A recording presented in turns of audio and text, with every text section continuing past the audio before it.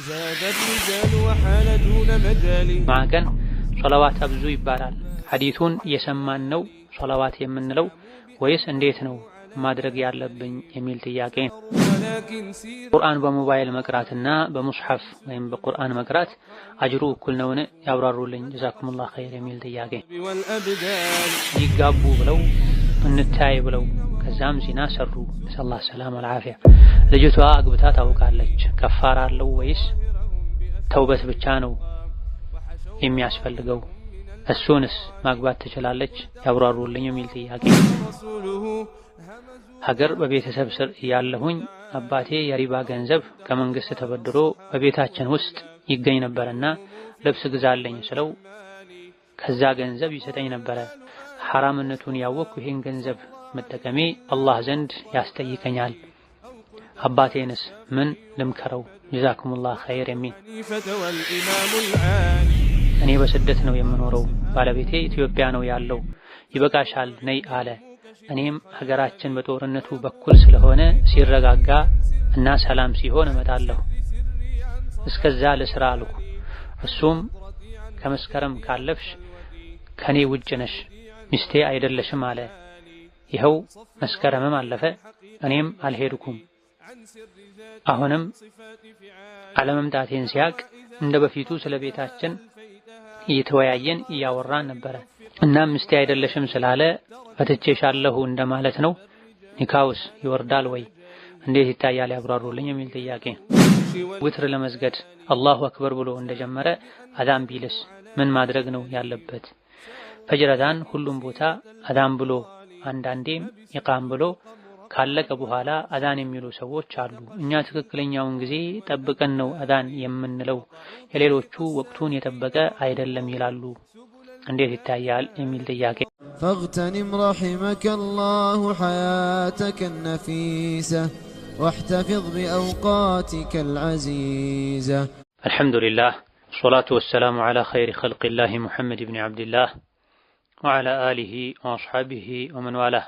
أما بعد، السلام عليكم ورحمة الله وبركاته. ይህ ቁጥር 197 ከተማሪዎች ለሚመጡ ጥያቄዎች መልስ የምንሰጥበት ኢዛዱል መዓድ ፈታዋን።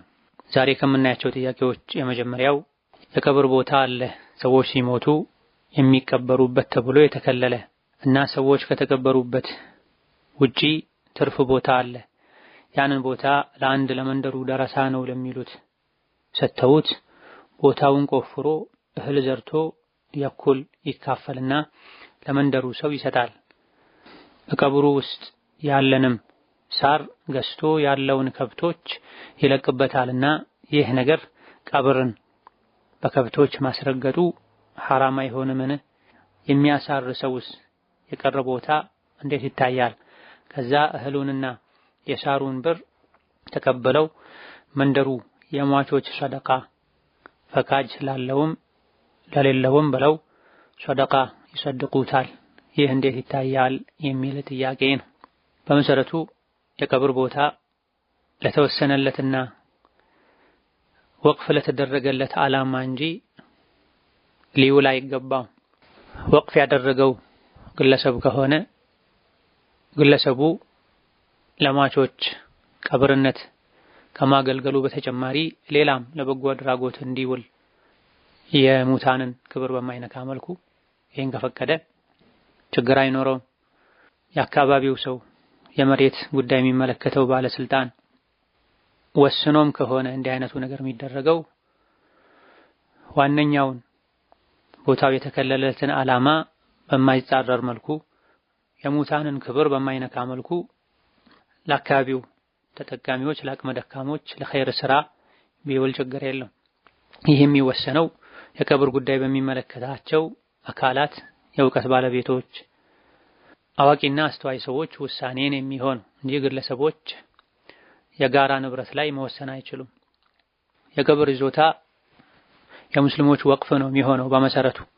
ስለዚህ ናዝር የሚባሉ ይህ ጉዳይ የሚመለከታቸው ሰዎች ይኖራሉና እውቀት ያላቸው እነሱ ፈቅደው ከሆነ አካባቢው ደረሳ የሚባለው ሰው የሚጠቀመው አርሶ የሚዘራው ችግር የለም።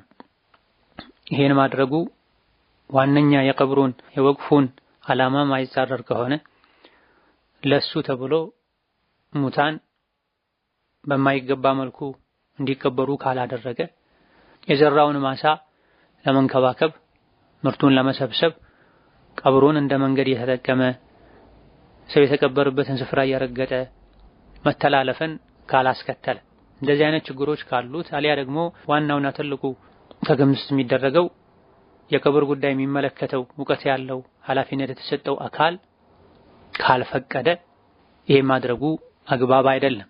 እንስሳት ቀብር ውስጥ እንዲገቡ እንዴተኛውም ግጦሽ ሜዳ እንዲጠቀሙ ማድረጉ ፈጽሞ የተከለከለ ነው። ሙታን ክብር አላቸው። የሙታንን አጥንት መስበር በህይወት ያለን ሰው አጥንት እንደ መስበር ነው ተብሏል። ቀብር ላይ መራመድ መቀመጥ የሰውን ልጅ በህይወት ያለ አካሉ ላይ እንደመራመድ ላዩ ላይ እንደመቀመጥ ነው የሚሆነው። እንስሳት ቀብር ላይ ተለቀው ሳር እንዲበሉ መደረግ ቀብር ላይ መራመድን ላዩ ላይ ፋንዲያና በታቸውን እንዲጥሉ ማድረግን ስለሚያስከትል አይቻልም። የቀብሩን ሳር አጭዶ አካባቢው ሰዎች ጉዳይ የሚመለከታቸው ሰዎች በተስማሙበት መሰረት ለእንስሳቶች እንዲውል ማድረጉ ችግር አይኖርም። እንስሳትን ግን አስገብቶ እዛ መልቀቁ አግባብ አይደለም። ከሳርና ቀብር ውስጥ ከሚዘራው እህል የተገኘውን ገንዘብ ሰብስቦ ሰደቃ ማድረግ የሚለው አፈጻጸሙ ይወስነዋል። ሱናን ሸሪዓን በጠበቀ መልኩ ከዛ የተገኘውን ገንዘብ ለአቅመ ደካሞች ምግብ፣ አልባሳት፣ የቤት አስቤዛ እንዲቀርብበት ማድረግ ታስቦ ከሆነ አፈጻጸሙ ከሸሪዓ አንፃር ስህተት ከሌለው የቀብር ጉዳይ የሚመለከታቸው ኃላፊነት የተሰጣቸው ሰዎች ከሆነ ይሄ የሚያደርጉት ችግር የለው። ኃላፊነት የተሰጠው ሰው ቅና ሳይኖር አሊያ ደግሞ አፈጻጸሙ ላይ ቢድዓ ባለበት መልኩ ከሆነ ይሄ የሚደረገው የተከለከለ ይሆናል። የተደረገም እንደሆነ ጥቅም አይኖረው። ሌላኛው ጥያቄ የሶላት ሹሩቅና የሶላት ዱሃ ልዩነት ምንድነው ወይስ አንድ ናቸው ያብራሩልኝ የሚል ጥያቄ። ልክ ፀሐይ እንደወጣ ትንሽ ከፍ ብላ ከሆነ የተሰገደው ሶላት ሹሩቅ ይባላል። ረፈድ ካለ በኋላ ፀሐይ ሲበረታ አካባቢ ከሆነ የሚሰገደው ሶላት ዱሃ ይባላል። ሹሩቅም ዱሃም የወቅት ስያሜ ነው። ሹሩቅ ፀሐይ ሲወጣ ማለት ነው። ዱሃ ፀሐይ ከፍ ብሎ በደንብ መሞቅ ማቃጠል ሲጀምር ማለት ነው። ልክ ፀሐይ ሲወጣ አካባቢ ከተሰገደ ሹሩቅ ይባላል። ረፋድ ላይ ከተሰገደ አዱሃ ይባላል። መስፈርቱን አሟልቶ ሶላት በጀማዓ ሰግዶ መስጂድ ዚክር ሲል የቆየ ሰው ፀሐይ ከፍ እንዳለች የሚሰግደውን ሹሩቅ ብሎ ሰግዶ ሰዓት ካለው ኋላ ላይ ፀሐይ ከፍ ስትል አዱሃን መስገዱ የተሻለ። ይሄን ማድረግ ያልቻለ ሰው ፀሐይ ከፍ ስትል ሹሩቅ ወቅት ላይ የሚሰግደውን አዱሃ ብሎ ነይቶ መስገድ ይቻላል። ከወቅቱ አንፃር ሹሩቅ ይባላል። በዛ ሰዓት መስገድ ያልቻለ ሰው ለዚክር ያልተቀመጠ ሰው ኋላ ላይ አዱሃን ሰግዶ ሹሩቅ ወቅት ላይ የሚሰገደው አዱሃ ራሱ ቢሆንም አዱሃ ወቅት ላይ ረፋድ ላይ በመሰገዱ አዱሃ ይሆናል። ሌላኛው ጥያቄ ሶላት ተውባ የሚባል የሚሰገድ ሶላት አለ ወይ? ወደ ፍራሻችሁ ከመሄዳችሁ በፊት 2 ረካ ተውባ ብላችሁ ስገዱ የሚባል ሰምቼ ነበር የሚል ጥያቄ። አዎ በመሰረቱ ሶላት ተውባ የሚባል አለ በሁሉም ዑለሞች ስምምነት፣ በሐዲስም በግልጽ ተነግሯል። الإمام أبو داود كأبو بكر الصديق باستلالفوت حديث ነቢያችን ሰለላሁ ዐለይሂ ወሰለም ማንኛውም ወንጀል የሰራ የሰው ልጅ አሳምሮ ውዱ አድርጎ ከዛም 2 ረካ ሰግዶ አላህን ተባረከ ወተዓላ ምህረት የጠየቅ እንደሆነ አላህ ተባረከ ወተዓላ ይምረዋል ብለዋል። ሐዲሱን الإمام الألباني ሌሎችም ሶሒህ እንደሆነ ተናግረዋል። ነገር ግን ጥያቄው ላይ ወደ ፍራሻችሁ ከመሄዳችሁ በፊት 2 ረካ ተውባ ብላችሁ ስገዱ የሚል ሰምቼ ነበር ለሚለው ሐዲሱ ላይ እንደዚህ አልተባለም። በየምሽቱ ሁሌ ወደ ፍራሽ ተሄዱ ስገዱ አይደለም የሚለው ሐዲሱ። ወንጀል የሰራ ሰው ከወንጀሉ ተጸጽቶ ሲመለስ የሚሰግደው ሶላት ነው እንጂ በየቀኑ እንደ ቋሚ ዕለታዊ ሶላት እንደ ፈርድም ይሁን እንደ ሱና ተደርጎ በየቀኑ የሚሰገድ አይደለም። ሰበብ አለው። ሶላቱ ተውባ የሶላቱ ተውባ ሰበቡ ከባይርም ይሁን ሰጋይር ተቃቅንም ይሁን ከባድ ወንጀሎችን ተሳስቶ የፈጸመ ሰው ወዲያው ሊተውበት ይገባዋል። ተጸጽቶ ከተውበተ በኋላ ሁለተኛ ወደዚህ ወንጀል አልመለስም ካለ በኋላ ያጠፋውን ጥፋት ወንጀሉን የሚክስ መልካም ስራ መስራት። ከመልካም ስራዎች አንዱ ሶላት ነው። ሶላት በመስገድ አላህ ተባረከ ወተዓላ ተውበቱን እንዲቀበለው ይማጸናል ጌታው። ስለዚህ ሶላት ተውባ በዚህ መልኩ በዚህ ምክንያት ነው የሚሰገደው። ራሱን የቻለ ወቅትም የለውም ወደ ፍራሻችሁ ስትሄዱ ይባል ዘንድ የሰው ልጅ ጥፋተኝነቱን አምኖ ከጌታው ለመታረቅ ጌታውን ምህረት ለመጠየቅ ወስኖ ተውበት እንዳደረገ ነው የሚሰገደው። ተውበት ደግሞ እስክተኙ ወደ ፍራሻችሁ እስክትሄዱ ድረስ ጠብቁ አይባልም። ስለዚህ ጥያቄው ላይ ትክክል የሆነም ያልሆነም ነገር አለ። ትክክል የሚባለው ሶላት ተውባ የሚባል አሁን አለ። ነብዩ ሰለላሁ ዐለይሂ ወሰለም ተናግረዋል። የሚደረገው ሶላት ተውባ የሚሰገደው የሰው ልጅ ተሳስቶ ወንጀል ሰርቶ ሲቶበት አላህ ተውበቱን እንዲቀበለው ነው። የሚሰገደው ምክንያቱ ሲገኝ ነው። በየትኛውም ሰዓት ምክንያቱ ከተገኘ የሰው ልጅ ጥፋተኝነቱን አምኖ ጥፋቱን አውቆ ተውብቶ ወደ አላህ ሲመለስ በቀንም ይሁን በማታ ይሰገዳል። የሚሰገደው እንደየትኛውም ሶላት 2 ረካ ነው የሚሰገደው። ሲሰግዱ ሶላት ተውባ ሲሰግዱ ይሄን ቅሩ ተብሎ የተነገረም የለም። ማንኛውንም ሱራ ቀርቶ መስገድ ይቻላል። ወቅቱም በጊዜ የተገደበ አይደለም። የግድ ወደ ፍራሽ ሲኬድ ብቻ አይደለም። ተውበት ባደረጉበት ሰዓት ያውም ፈጥኖ መስገዱ የተሻለ ይሆናል። ሌላኛው ጥያቄ የዛሬ ዓመት ከ2 ወር አካባቢ በአየር መንገድ በኩል እቃ ለቤተሰብ ልኬ ነበረ። ነገር ግን የደረሰው እቃ የእኔ ሳይሆን ተቀይሮ ነው። በሚዲያ ለ1 ዓመት ያህል ስልክ ቁጥር አስቀምጬ የሻንጣውን ፎቶ አድርጌ አፈላለኩ።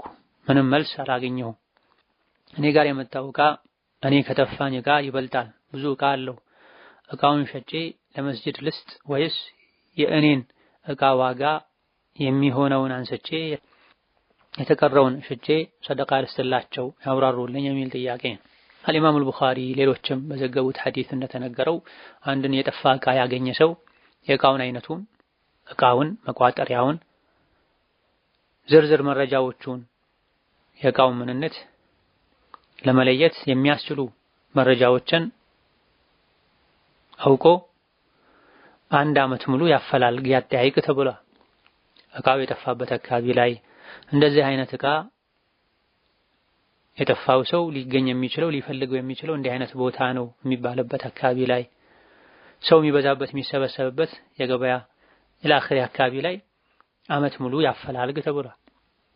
በአየር መንገድ ተልኮ ከሆነ የጠፋው ለአየር መንገድ ማመልከት፣ እዛ አካባቢ ላይ እቃ የጠፋው ብሎ ማስታወቂያዎችን መለጠፍ፣ እንደተባለው ሚዲያ ላይ ሰው የሚገናኝባቸው መረጃ የሚለዋወጥባቸው አካባቢዎች ላይ መንገርና ማስነገር። በዚህ መልኩ በሚቻለው ሁሉ መንገድ ተስተዋውቆ ዓመት ካለፈው ከዛ በኋላ እቃውን ወድቆ ያገኘው አካል ለራሱ መጠቀም ይችላል፣ ሶደቃ መስጠት ይችላል። ነገር ግን በንያው ባለቤቱ መጣበት ጊዜ መቼም ቢመጣ ቀጥታ ለራሱ የተጠቀመ ሰው እመልሳለሁ ብሎ መነየት አለበት። ሶደቃ የሰጠ ሰው ምርጫ ሰጠዋለሁ፣ ሶደቃ ሰጥቼልሃለሁ አጅሩን ከአላህ ተቀበል ፈልግ ይባላል። አልፈልግም ካለ ደግሞ መመለስ ግዴታ ይሆናል። በዚህ መሰረት እቃውን ለምስኪንም መስጠት ይቻላል። ከዓመት በኋላ ኃላፊነቱ እቃውን ካገኘው ሰው ይወርዳል። ከዛ በላይ እቃውን ይዘህ ተሸክመህ ኑር፣ ጠብቅ፣ ተንከባከብ፣ እንዳይጠፋ ኃላፊነቱ ሰዳ ይባል። እስከ ዓመት ነው ኃላፊነት የሚኖርበት እስካነሳ እስከወሰደ ድረስ በእጁ እስከገባ ድረስ። ከዛ በኋላ ለራሱም ቢጠቀም ለምስኪንም ቢሰጥ ችግር የለውም። ነገር ግን ከዛ በኋላ ባለቤቱ ከመጣ ትክክለኛ የእቃ ባለቤት መሆኑ ከተረጋገጠ መመለስ ግዴታ ይሆናል። ይሄ ሉቀጣን ወድቆ ጠፍቶ የተገኘን እቃ በተመለከተ ነው። እዚህ ጋር አንድ ሰው ሻንጣ ልኮ ሌላ ሻንጣ ስላገኘ ተብሎ የሱ ሻንጣ ውስጥ የነበረውን እቃ የሚያክለውን ሸጦ ይጠቀም አይባል። ዞሮ ዞሮ ይህ የመጣው ሻንጣ የጠያቂውን የጠፋውን ሻንጣ የወሰደው ሰው የራሱ መሆኑ በእርግጠኝነት አይታወቅም። የሱም ሊሆን ይችላል። የጠፋብንን ሻንጣ የወሰደው ሰው እቃም ተቀይሮ ሊሆን ይችላል። ሌላም ሰው ሊሆን ይችላል። የማን እንደሆነ በእርግጠኝነት ባላወቅንበት ሁኔታ እንደማንኛውም ጠፍቶ እንደተገኘ እቃ ነው የሚቆጠረው። ያን ሌላ ሰው ወስዶት ሊሆን ይችላል። በትክክልም ተቀላቅሎም ተቀያይሮም ሊሆን ይችላል። እርግጠኛ ባልተኮነበት ሁኔታ የሰውን እቃ የራስ ማድረግ አይቻልም። በመሰረቱ የሰው እቃ መጠቀም አይቻልም። በመሰረቱ የተከለከለውን ነገር ደግሞ በጥርጣሬ የተፈቀደ ሐላል ማድረግ አይቻልም። ሌላኛው ጥያቄ ጁሙዓ ቀን ሶላዋት አብዙ ይባላል። ሐዲሱን የሰማን ነው ሶላዋት የምንለው ወይስ እንዴት ነው ማድረግ ያለብኝ የሚል ጥያቄ ነው። ነዓም ሐዲስ ላይ የውመል ጁሙዓ ሐሙስ ምሽት ጁሙዓ ሊነጋበት ሶላዋት አብዙ ተብሏል። በሐዲስ ተነግሯል። ሶላዋት የምናበዛው ከሐሙስ ምሽት ፀሐይ ከጠለቀችበት ነገ ጁምዓ ሊነጋ ጀምሮ እንደዚሁ ደግሞ ጁምዓን ቀን ሙሉውን ፀሐይ እስክትጠልቅ ድረስ ባለው ጊዜ ውስጥ የዕለቱ አብዛኛው መለያችን ስራችን ሶላዋት በማድረግ ነው። በየመሃሉ اللهم صل وسلم على محمد وعلى ال محمد اللهم صل وسلم وبارك على نبينا محمد وعلى اله وصحبه እያለን ባጭሩ ይሄን ማለት ይቻላል። በረጅሙ የተሻለ የተመረጠው الصلاه الابراهيميه የሚባለውን ሶላዋት መጠቀም ነው። اللهم صل على محمد وعلى ال محمد كما صليت على ابراهيم وعلى ال ابراهيم وبارك على محمد وعلى ال محمد كما باركت على ابراهيم وعلى ال ابراهيم انك حميد مجيد የሚለውን መደጋገምም ይቻላል። በላጩም ይሄ ነው። ይሄን ማለት ያልቻለ ሰው ያልሐፈዘ ሰው اللهم صل وسلم على محمد اللهم صل وسلم وبارك على محمد እያሉ መደጋገም ይቻላል። ሶላዋት ለማውረድ ሐዲስ መስማት ግዴታ አይደል። እንዲሁ ቁጭ ብለን ዚክር እንደምንለው ሱብሃንአላህ ሱብሃንአላህ አስተግፊሩላህ ላ ኢላሃ ኢለላህ እንደምንለው اللهم صل على محمد وعلى ال محمد اللهم صل على نبينا محمد ማለት እንችላለን እንጂ ሐዲስ ከመስማት ጋር የሚያገናኘው ነገር የለም። ሐዲስ እየቀሩ ሙሐደራ እየሰሙ የነቢ ስም በተወሳ ቁጥር اللهم صل وسلم على محمد ማለትም ይቻላል። ግን በዛ ቀን ሶላዋት ታወርዱ ዘንድ ሐዲስ ቅሩ ሐዲስ ስሙ አልተባለም። ሐሙስ ምሽት ጁምዓ ቀን ሶላዋት አብዙ ተብሏል ብለን አፈጻጸም ላይ ነብዩም ይሁን ሱሐቦች ያላደረጉትን ማድረግ የለብንም። ጁምዓ ቀን ሶላዋት አብዙ፣ ሐሙስ ምሽት ሶላዋት አድርጉ ተብሏል ብለው ሐሙስ ምሽትና ጁምዓ ቀን ላይ በጋራ ተሰብስበው ሶላዋት የሚሉ አሉ። ይሄ ቢድዓ ነው። ሶላዋት አብዙ የሚለውን ህግ ለራሳችን በመሰለን መልኩ መተርጎም ማለት ነው። ነብዩ በጀማዓ ተሰብስባችሁ ሶላዋት በሉ አላሉ። ሁሉም በየራሱ ሶላዋት ሊልን የሚገባው ከሶላዋቱ ጋር ልቤ መኖርም የለበትም። ድምፅን ጮክ አድርጎ ያዜሙ መሆን የለበትም። ዒባዳ ነው። ዒባዳ ከነብዩ በተገኘው መሰረት መሆን አለበት። ሱብሃንአላህ ወልሐምዱሊላህ ወላ ኢላሃ ኢለላህ ወላሁ አክበር እንደምንለው ሶላዋቱንም በዚህ መልኩ ለግላችን ድምፃችን ዝቅ አድርገን ካስፈለገ ለራሳችን ብቻ እያሰማን መሆን አለበት። ሌላኛው ጥያቄ ቁርአን በሞባይል መቅራትና በሙስሐፍ ወይም በቁርአን መቅራት አጅሩ እኩል ነውን? ያብራሩልኝ ጀዛኩሙላህ ኸይር የሚል ጥያቄ። ዋናው ቁርአኑ በሚቀራበት ጊዜ ልብ ውስጥ የሚፈጠረው ኹሹዕ፣ የአላህ ፍርሃቻ፣ የኢማን መጨመር ይህ ነው የሚታየው። ስለዚህ ሁሉም የራሱን ልብ ያዳመጠ ሁኔታውን የተከታተለ መቅራት ይችላል፣ መቅራት ይገባዋል። ቁርአን ፊት ለፊቱ ገልጦ ሲቀራ ከሆነ ኢማኑ የሚጨምረው ልቡ የሚረጋጋው ቁርአን ገልጦ መቅራቱ የተሻለ ነው እንላለን። በሞባይል በኮምፒውተር ሲቀራ ከሆነ ልቡ የሚሰበሰበው ይሄ በላጭ ነው እንላለን። ሁለቱንም ትቶ ሐፊዝ ሆኖ አይኑን ከድኖ ሳያይ በሂፍዝ መቅራቱ ከሆነ ኢማን የሚጨምረው ልብ የሚሰበስበው ይሄ ይሻላል እንላለን። ዋናው ቁም ነገር ሲቀራ የሚገኘው ውጤት ነው። ሌላኛው ጥያቄ ሊጋቡ ብለው እንታይ ብለው ከዛም ዚና ሰሩ ሰለላሁ ዐለይሂ ወሰለም ልጅቷ አግብታ ታውቃለች። ከፋራ አለው ወይስ ተውበት ብቻ ነው የሚያስፈልገው? እሱንስ ማግባት ትችላለች? ያብራሩልኝ የሚል ጥያቄ። ይሄ ከሙስሊም የማይጠበቅ ተግባር። ወደ ኒካህ የገቡ አላህ ወደሚወደው ተግባር የሄዱ መንገድ ላይ መጃጃል መርከስ አግባብ አይደል። የትዳር ህይወትንም በወንጀል መጀመር ነው የሚሆነው። አላህን በማስቆጣት መጀመር ነው የሚሆነው። ሲጋቡ መታየት ሱና ነው عند الجمهور። ነገር ግን መስፈርት አለው፣ ስርዓት አለው። ሴት ልጅ ከሷ ጋር የሷን ክብር የሚጠብቅ ለሷ የሚጨነቅ ለአካለ መጠን የደረሰ በክብሩ ማይደረደር ለሴት ልጅ የሚቆረቆር ኃላፊ አብሯት መኖር አለበት። ሊያገባት ካጫት ሰው ጋር ልትታይ ስትሄድ በዚህ መሰረት አባቷ አብሯት ቢኖር ወይም ወንድሟ ወይም አጎቷ ወይም የወንድሟ የእህቷ ልጅ ለአካለ መጠን የደረሰ መኖር አለበት። ይሄን ሊያደርጉ የሚችሉ ወንዶች ከሌሉ እህቷ፣ እናቷ፣ አክስቷ ቢኖሩ የተሻለ። ቤተሰብ ዘመድ ከሌለ ታማኝ ለአካለ መጠን የደረሱ ዲን ሐያ አደብ ያላቸው ሙስሊም እህቶቿ፣ ጓደኞቿ አብረው ሊኖሩ ይገባል። ማንም ሳይኖር ለብቻቸው መታየቱ የሸይጣን መጫወቻ ሊያደርጋቸው ይችላል። ለዚህም ተብሎ ነው የተከለከለው። ባዕድ ወንድ ከባዕድ ሴት ጋር ተገልለው ተነጥለው አንድ ክፍል ላይ አይቀመጡም ሶስተኛቸው ሸይጣን ቢሆን እንጂ ብለዋል ነብዩ ሰለላሁ ዐለይሂ ወሰለም። ሙስሊሞች እስከሆን ድረስ በሁሉም ነገር ሙስሊም ልንሆን ይገባናል። አላህ ያየኛል፣ አላህ ይሰማኛል፣ አላህ ይቆጣኛል፣ ህጉን ከጣስኩ ይቀጣኛል ልንል ይገባል። ለቅጽበታዊ ደስታ ብሎ ከሙእምንነት ማዕረግ መውረድ መዝቀጥ አግባብ አይደል። ሙእምን ዝሙት አይሰራም ሙእሚን ሆኖ ብላ ነብዩ ሰለላሁ ዐለይሂ ወሰለም። ሌባ አይሰርቅም ሙእሚን ሆኖ ብላ። በአላህና መጨረሻው ቀን የሚያምን ሰው አላህና መልእክተኛው ያስቀመጡትን ህግ መጣስ የለበትም። ወንዶች ሆይ ወደ ሴቶች መግባትን ተጠንቀቁ አትግቡ ብለዋል፣ ከልክለዋል። መጨረሻው ይሄ እንደሚሆን አላህ ስላወቀ ነው። ውስጣቸው ላይ ቅንጣት የምታክል ቅናት የሌለች የሴት ልጅ ኃላፊዎችም አሉ። ተጫወቱ ብለው ከአጅነቢ ጋር ከአውሬ ጋር ጥለዋቸው ይሄዳሉ። ሸይጣን ይጫወትባቸዋል። የተሳሳቱት ተሳስተዋል፣ ሊተውብቱ ሊጸጸቱ ይገባል። ሌሎች ግን ከዚህ ትምህርት ሊወስዱ ይገባል። ሴት ልጅ ለትዳር ካሰባት ሰው ጋር ለመታያት ስትሄድ ወይም ወንድ ሊያያት ሲመጣ በመሃላቸው ሰው መኖር አለበት። ካልሆነ ሸይጣን ይጫወትባቸው፣ ዱንያ አኺራቸውን ያበላሽባቸው። ከፋራው ምንድነው? ከፋራው ተውበት ማድረግ ነው፣ መጸጸትም፣ አልቅሶ አላህን ይቅርታ መጠየቅ።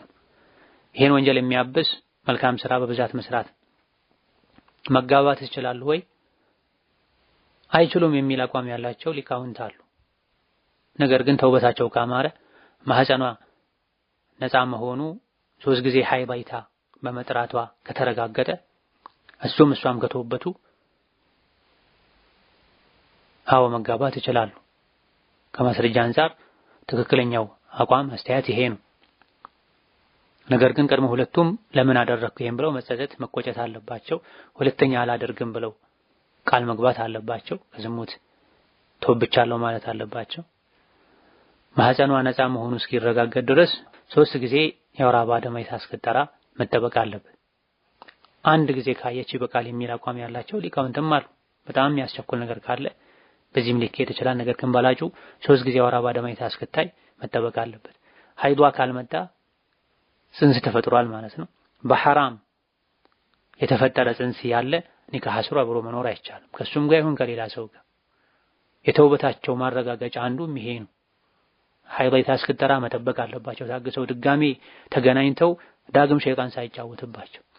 ነፍሰ ጡር መሆኗ ከተረጋገጠ እስክትወልድ ድረስ መጠበቅ አለባቸው።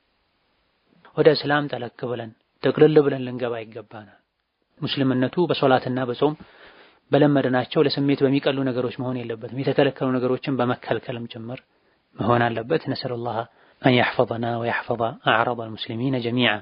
ሌላኛው ጥያቄ ሀገር በቤተሰብ ስር ያለሁኝ አባቴ የሪባ ገንዘብ ከመንግስት ተበድሮ በቤታችን ውስጥ ይገኝ ነበርና ልብስ ግዛልኝ ስለው ከዛ ገንዘብ ይሰጠኝ ነበረ። ሐራምነቱን ያወቅኩ ይሄን ገንዘብ መጠቀሜ አላህ ዘንድ ያስጠይቀኛል።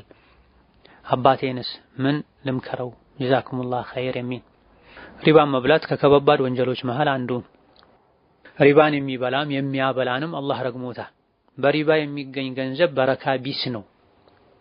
ለጊዜው ቢበዛም ቢስፋፋም ጃሂልን ቀልበ ደረቅን ቢያስደስትም ነገር ግን መጨረሻው ይበተናል፣ እንዳልነበረ ይጠፋል፣ ይተናል። ለስሙ ቢኖር እንኳ በረካ አይኖረውም፣ አያረካም፣ አያስደስ። አባትን ተውበት እንዲያደርግ መምከር ነው። በትንሹ በሐላል እንዲብቃቃ ሐላል ከስብ እንዲፈልግ መጠቆም፣ የአላህን ቅጣት እንዲፈራ መገሰጽ። ከዛ ባለፈ ማዕለይና ኢለል በላጉል ሙቢን፣ የኛ ግዴታ ማድረስ ብቻ ነው። አላህ ቀልቡን እንዲመልሰው ከሐራም እንዳያወጣው ዱዓ ማድረግ። በአንድ በሪባ በሚተዳደር አባወራ ስር ያሉ ልጆች የትዳር አጋሩ ሌላ አማራጭ ካላቸው ከሱ ምንም ባይቀበሉ መልካም። ምንም አማራጭ ከሌላቸው ግን ለኛ ብለህ ሂደህ አምጣ አይበሉት እንጂ እሱ በራሱ ጊዜ አምኖበት ፈልጎ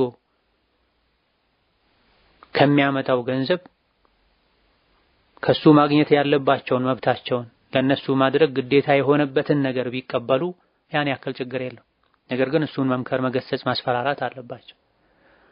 ከዚህ ውጪ ምንም የገቢ ምንጭ ከሌላቸው መሰረታዊ የሚባሉ ግዴታ የሚባሉ ነገሮችን ከሱ ማግኘት ይችላሉ። በወንጀሉ የሚጠየቀው እሱ ነው። እነሱ ወጪያቸውን ከሱ የማግኘት መብት አላቸው። ነገር ግን አማራጭ የሌላቸው ብለናል። አማራጭ ካላቸው በራሳቸው ሊብቃቁ ሸሪዓን በማይነካ መልኩ መስራት ከቻሉ ሰርተው አስፈላጊ የሆነውን ነገር ሊያገኙ ይገባል። ምንም አማራጭ ከሌላቸው ከዛ ውጪ እሱ ፍጪ የሚያደርግበት የገቢ ምንጭ ከሌለው ተርባችሁ ሙቱ፣ እርቃናችሁን ሂዱ አይባል። እዚያ ደረጃ የሚያደርስ ከሌለ መቻል መታገስ አለባቸው። በጋራ ተባብረው እሱ ላይ ተጽዕኖ ለማድረግ ሞክረው ሊያገሉት ቤተሰብ ይሄን አልወደደልኝም ብሎ እንዲተው ሊያደርጉ ሊሞክሩ ይገባል። ይሄን ሁሉ አድርገው ምንም ካልተሳካ ሌላ አማራጭ ከሌላቸው መሰረታዊ ግዴታ የሚባሉ ነገሮችን ከሱ ማግኘታቸው እነሱን ያስጠይቃቸው፣ እሱን ነው የሚያስጠይቀው። በተቻለ ያክል ግን ከዚህ መራቁ የተሻለ ነው። በስሱም ቢሆን ወንጀልን ማጽደቅ እንዳይሆን የተገዛው ልብስ የግድ አስፈላጊ የሚባል አይነት ልብስ ከነበረ ወንጀለኛ አይሆንም። ለቅንጦትና ለጌጥ ተጨማሪ ልብሶች ከነበረ ይሄን መጠየቁ በተለይ ሪባ መሆኑን ከማወጋ የሪባን ሐራምነት ከማወጋ ይሄን ማድረጉ ስህተት ነው። ተውበት ማድረግ አላህን ይቅርታ መጠየቅ ያስፈልጋል። በዚህ መልኩ የተገዙ ልብሶች ካሉም ተጨማሪ የሆኑትን ለአቅመ ደካማ መስጠቱ ከልብሱ ራስን ማጥራቱ የተሻለ ይሆናል። ሌላኛው ጥያቄ እኔ በስደት ነው የምኖረው፣ ባለቤቴ ኢትዮጵያ ነው ያለው፣ ይበቃሻል ነይ አለ። እኔም ሀገራችን በጦርነቱ በኩል ስለሆነ ሲረጋጋ እና ሰላም ሲሆን እመጣለሁ፣ እስከዛ ለስራ አልኩ። እሱም ከመስከረም ካለፍሽ ከኔ ውጭ ነሽ ሚስቴ አይደለሽም አለ። ይኸው መስከረምም አለፈ፣ እኔም አልሄድኩም። አሁንም አለመምጣቴን ሲያቅ እንደ በፊቱ ስለ ቤታችን እየተወያየን እያወራን ነበረ። እናም ሚስቴ አይደለሽም ስላለ ፈትቼሻለሁ እንደማለት ነው። ኒካውስ ይወርዳል ወይ? እንዴት ይታያል? ያብራሩልኝ የሚል ጥያቄ። መልካም ሚስት ሷሊህ የሆነች ሴት ባሏን ትታዘዛለች። ያዘዛት በመልካም እስከሆነ ድረስ፣ የጠየቃት መብቱን እስከሆነ ድረስ በመሰላት አትጓዝም። የዚህ ጥያቄ ጊዜው አሁን ሳይሆን ያኔ ባል እንዲህ አይነት ሐሳብ አቅርቦ ካልመጣሽ ከኔ ወተሻል ሚስቴ አይደለሽም ባለበት ወቅት ነበረ። መስከረሙ ሳያልፍ ነበር መጠየቅ የነበረበት። ከልቡ ለዲኑ የሚጨነቅ ሰው አንዲትን ሌሊት አንድ ነገር የተጠራጠረ አያደርግም። እርግጠኛ ሳይሆን አንድ ነገር ውስጥ አይገባም። በተለይ እንደ ኒካህ ባለ ጉዳይ ላይ ቸልተኛ አይሆን። ከመስከረም ካሳለፍሽ ሚስቴ አይደለሽም ከኔ ውጭ ነሽ ሲል በትክክልም እስከ መስከረም ካልመጣች ፈታታለሁ ብሎ ከሆነ ይሄን ያለው በገደበው ጊዜ ውስጥ ካልተመለሰች ኒካሁ ይወርዳል። በትክክል መፍታትን ሳይሆን ማስፈራራትን ከሆነ ያሰበበት ኒካሁ ላይ ወርድ ይችላል። የሚወስነው የሱ ንያ ነው። አብራችሁ በላይቭ ኮልም ቢሆን መጠየቁ የተሻለ ነው። ኒካህን በዚህ መልኩ መጫወቻ ማድረግ አግባብ አይደለም። መፍታት ከፈለገ ቀጥታ ፈትቻለሁ ማለት ነው።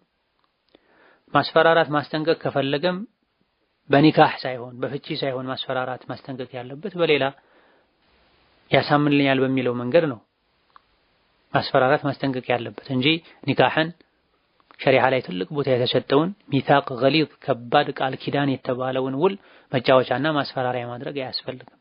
ሙስሊም ሴት በአላህና በመጨረሻው ቀን የምታምን ሴት ከአላህ ሐቅ ቀጥሎ ያለባት ከባድ ሐቅ የባሏ ሐቅ መሆኑን በማወቅ ባሏን ትታዘዛለች። ሁኝ እንዳላት ትሆናለች። ነይ ሲላት ትመጣለች። ድስት እንኳን ጥዳ ቢሆን ባሏ ከጠራት ፈጥና መምጣት አለባት ተብሏል።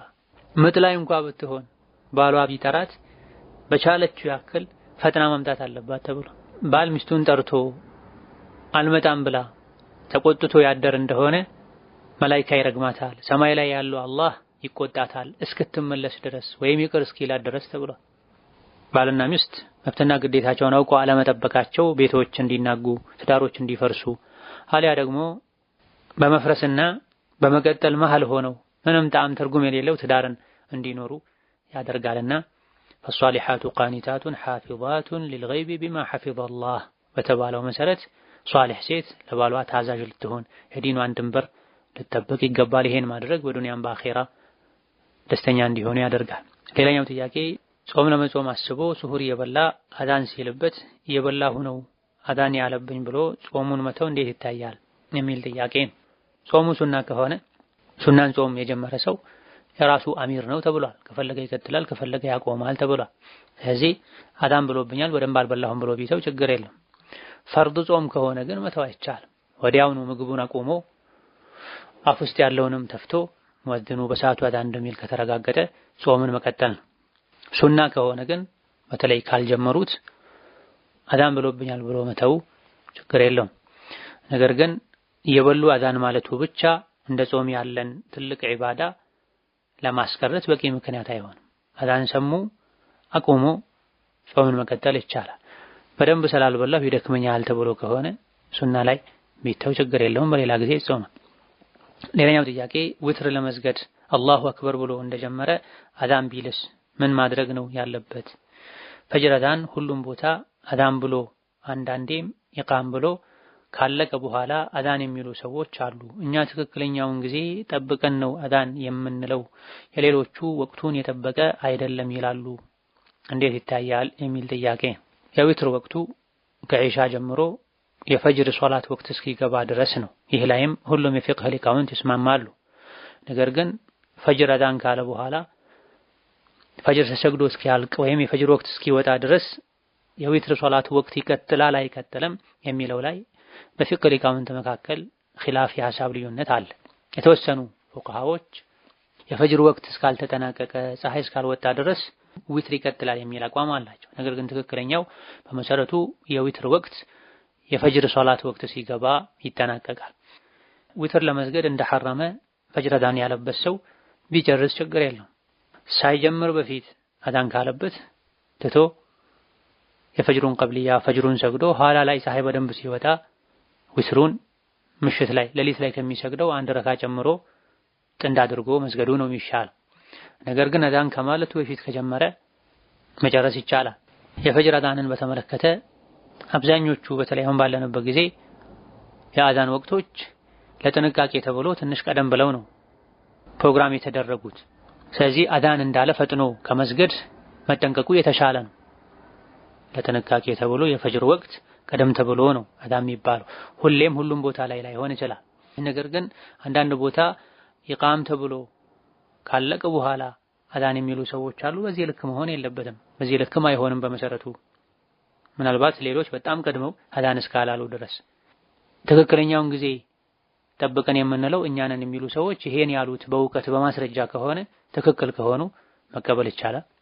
ትክክል ካልሆኑ በጣም ረፍዶ ከሆነ ነግቶ በደንብ ብርሃን እየታየ ረፍዶ ከሆነ አዛን የሚሉት የነሱን ትቶ አብዛኞቹ ሰዎች በተለይ ሙእዚኑ እውቀት ያለው እንደሆነ የሚታወቅበት እውቀት ባለው ሰው የሚመራ መስጂድ ላይ የሚባለውን አዛን መከተሉ የተሻለ ይሆናል።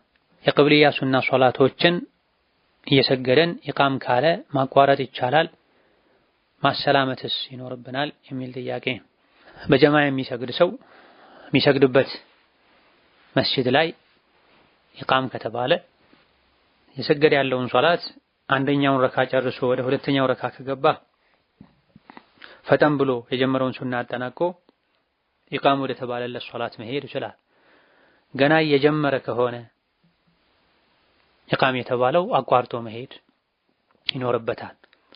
ለፈርዱ ሶላት ኢቃም ከተባለ በኋላ ሶላት የለም ኢቃም የተባለለት ፈርዱ ሶላት እንጂ የሚል ሐዲስ ስላለ መጀመር የተከለከለ ነው። ጀምሮ አንደኛውን ረካ አልቆ ወደ ሁለተኛው ከገቡ ከተነሱ ፈጥኖ ማጠናቀቅ ይቻላል። ከአንድ ሶላት አንድን ረካ የሰገደ ሰው ሶላቱን እንዳገኘ እንደሰገደ አሟልቶ እንደሰገደ ይቆጠርለታል ስለተባለ ገና እንደጀመረ ከሆነ ያለው ብዙ ወደፊት ስለሚቀር ፈርዱ ሶላት ጀማ እንዲያልፈው ስለሚያደርግ ፈርዱ ሶላት ኢቃም ከተባለ በኋላ ሶላት የለም ያ ፈርድ እንጂ ከሚለው ሐዲስም ጋር ስለሚጋጭ ሙሉ ሶላት እንደ አዲስ መስገድ ስለሚሆን ይከለከላል። ግማሹን ከሰገዱ ወደ ሁለተኛው ረካ ከገቡ በኋላ ግን ፈጥኖ ቀልጠፍ አድርጎ መስገድ ይቻላል። በሁሉም ሁኔታ ላይ ሱና ሶላት ላይ ያለ ኢቃም የተባለበት ሰው የተኛውም ረካ ላይ ቢሆን ወዲያው አቋርጦ መውጣት አለበት የሚል አቋም እንዳለ ሆኖ ነገር ግን የሚሻለው የፊተኛው። ማሰላመትስ ይኖርብናል ወይ? ማሰላመት የሶላቱ መጠናቀቅ ምልክት ነው። ሶላትን ያላጠናቀቀ ሰው ማሰላመት የለበትም። ዝም ብሎ ነው መሄድ ያለበት ለማቋረጥ ከሶላት ለመውጣት ከተገደደ። ሌላኛው ጥያቄ እናቴ የተዳረችው የባሏ አባትና የራሷ አባት ሰጥቻለሁ ተቀብያለሁ በተባባሉበት ነው የተጋቡት። ይህ ኒካህ እንዴት ይታያል? እሷ አልተጠየቀችም ነበረ የሚል ጥያቄ። እንደዚህ አይነት ነገሮችን በመሰረቱ መነካካት አያስፈልግም። ባለጉዳዮቹ ራሳቸው ኒካሃቸው ትክክል እንዳልሆነ አምነው ከጠየቁ ራሳቸው ይጠይቁ። ትክክል እንዳልሆነ ያወቀ ሰውም ከነሱ ጋር ተነጋግሮ ስህተት እንደሆነ ካመኑ ራሳቸው ይጠይቁ። ተረፈ ልጆች የወላጆቻቸውን የአያቶቻቸውን ኒካህ እያነሱ ብዥታ መፍጠር አግባብ አይደለም። ግልጽ የሆነ የኒካህ መስፈርት እንደጎደለው ከታወቀ ነግሮ ማስተካከል ይቻላል። ጥያቄው ላይ የባሏ አባትና የራሱ አባት ሰጥቻለሁ ተቀብያለሁ በተባባሉበት ነው። ትክክል ነው ኢንሻአላህ ተዓላ። የሴት ልጅ አባቷ ኃላፊዋ ነው። ሴት ልጅን በተለይ ልጃገረድ ከሆነች ዝም ብሎ መዳር ይችላል የሚል አቋም ያላቸው በርካታ ሊቃውንትም አሉ። የወንዱ አባት ልጁ ወክሎት ከሆነ ተቀብያለሁ ያለው በተሰጠው ውክልና መሰረት ነው፣ ችግር የለው። እሷ አልተጠየቀችም የሚለው በዕለቱ በኒካሁ ቀን አልተጠየቀችም ከሆነ ችግር የለው። ቀድሞ እገሌ የሚባል ሰው ለትዳር ፈልጎሻል ተብሎ ተነግሯት አምና እስከተቀበለች ድረስ ምንም እሷ አልተጠየቀችም አታውቅም አባቷ ዝም ብሎ ነው የዳራት ከሆነ ይሄ በተወሰነ መልኩ ሊያነጋግር ይችላል፣ ኺላፍም አለበት። ሴት ልጅ ሳትወድ ሳትፈቅድ አስገድዶ መዳር አይቻል። ነገር ግን አባት ብቻ ልጃገረድ ሴት ልጁን መዳር ይችላል የሚል አቋም ስላለ፣ በሌላ በኩል ደግሞ ይሄ ነገር ከተደረገ ከታሰረ በኋላ ወዳ መኖር ስለጀመረች ምንም ችግር የለም፣ ኒካሁ ላይ ተጽዕኖ አይኖረውም። ወላሁ ተዓላ አለም። ሌላኛው ጥያቄ ጃህር የሚደረጉ ሶላቶች ላይ ማእሙም ሆነን ስንሰግድ ፋቲሃን እንዴት እናድርግ? ብዙ አይነት ብይን ስለሆነ ራጅሑ የቱ ነው የሚል። አዎ ከጥንት ጀምሮ ይሄ ኺላፍ ያለበት ጉዳይ ነው። የተወሰኑ ፉቃሃዎች የኢማም መቅራት ለማእሙሙም ጭምር ስለሚሆን በድምጽ የሚቀራባቸው ሶላቶችም ይሁን ያለ ድምጽ የሚቀራባቸው ሶላቶች ላይ ማእሙም ምንም መቅራት የለበትም የሚል አቋም አላቸው። ሌሎች ደግሞ ሁሉም ሶላቶች ላይ ኢማምም ማእሙም መቅራት አለበት የሚል አቋም አላቸው። ሌሎች ደግሞ ድምጽ ማይሰማባቸው ረካዎች ላይ ሶላቶች ላይ ኢማምም ማእሙምም ይቀራሉ። የኢማሙ ድምጽ የሚቀራባቸው ሶላቶችና ረካዎች ላይ ማእሙሙ ዝም ብሎ ማድመጥ አለበት የሚል አቋም አላቸው። የተሻለው መካከለኛ የሚባለው አስተያየትም ይሄ ነው። በርካታ ማስረጃዎች የሚያጠናክሩትም ይሄ ነው። የተለያዩ ሐዲሶችን በአንድ አድርጎ ለመሄድ የሚረዳውም ይሄ ነው። ሶላትን ፋቲሃን ያልቀራ ሶላት የለውም ተብሏል። ኢማም ያለው ሰው የኢማሙ መቅራት ለሱም ጭምር ነው ያድምጥ ተብሏል። ሁለቱን ሐዲሶች በአንድ ማድረግ የምንችለው የኢማም ድምጽ የሚሰማበት ላይ በማድመጥ የኢማም ድምጽ ማይሰማበት ላይ በመቅራት ነው። ፋቲሃን ያልቀራ ሶላት የለውም ለብቻው ለሚሰግድ ሰው፣ ኢማም ሆኖ ለሚያሰግድ ሰው፣ የኢማም ድምጽ ለማይሰማበት ሶላት እንላለን። እንደዚሁ ለአብዛኛዎቹ ረካዓዎች እንላለን። አብዛኛው ረካዓ ኢማም ማእሙም የራሱን ለመቅራት የሚያስችል ነው። ጥቂት ረካዓዎች ናቸው ኢማም የቀራ ማእሙም ዝም ብሎ ያድምጥ የተባለባቸው። ስለዚህ ያለ ፋቲሃ ሶላት የለም የሚሉ ሐዲሶች ለአብዛኛው ረካዓ ተደርገው ይተረጎማሉ። በዚህ ሁሉንም ማስማማት ሁሉንም ሐዲሶችን አብሮ ማስኬድ ይቻላል። ይህ በእንዲህ እንዳለ የተለያዩ ሱሐቦች ከኢማም ኋላ መቅራትን ከልክለዋል። አሊ ኢብኑ አቢ ጣሊብ፣ አብዱላህ ኢብኑ መስዑድ እንደዚሁ ከዑመር ኢብኑ አልኸጣብም ተነግሯል። ከኢማም ኋላ የሚቀራ እንደው አፉ ላይ ድንጋይ በተደረገበት ብላ። ኢማሙ ጮክ ብሎ የሚቀራው ለምንድን ነው? ማእሙም ይሰማ ዘንድ ነው። ማእሙም ካልሰማ የኢማም ጮክ ማለት ፋይዳው ምንድን ነው? ወይም ማእሙሙ አብሮ ጮክ ብሎ መቅራት አለበት፣ ወይ ኢማሙ ዝም ማለት አለበት፣ ወይም ማእሙሙ ዝም ብሎ ማድመጥ አለበት። ሸሪዓችን ኢማሙም ጮክ ብሎ ይቅራ ማእሙም የራሱን ይቅራ ብሎ ያዛል ብሎ ማለት ሸሪዓን በሰፈህ መፈረጅ ነው ብሏል ሼኹል ኢስላም ተይሚያ ረህመቱላሂ ዐለይሂ። ሸሪዓችን ላይ ዲን እስላም ላይ ሕክማ ጥበብ የሌለው ህግ ምክንያት የሌለው ድንጋጌ አይደነገግም። ኢማም ጮክ ብሎ ይቅራ የተባለው ማእሙሞች እንዲሰሙት ነው። ከታቢዒዎች መሃል አንዱ ካህነው ሻዕቢ 200 የሚደርሱ ትልልቅ ሱሐቦችን አግኝቻለሁ ሁሉም ከኢማም ኋላ መቅራትን ይከለክሉ ነበር ብላ። ስለዚህ ራጅሕና በላጩ ከኢማም ኋላ ኢማም በድምጽ የሚቀራባቸው ረካዎች ላይ አለመቅራቱ ነው። ከዛ ውጭ ያሉት ላይ ማእሙም የራሱን ይቀራል። ሌላኛው ጥያቄ የዙህር ሶላትን ቀብልያ አራቱን ባንዴ ነይተን ስንሰግድ ተሸሁድ መሃል ላይ የለውም ወይስ አለው? የዙህር ቀብልያ አራት በመደዳ አይሰገድም። ሁለት የሰገዱ ማሰላመት ነው። هذا والله تعالى أعلم። ዛሬ በዚህ እናበቃለን። የተቀሩትን ሌላ ጊዜ እንመልሳለን። ሰላም አለይኩም ወራህመቱላሂ ወበረካቱ።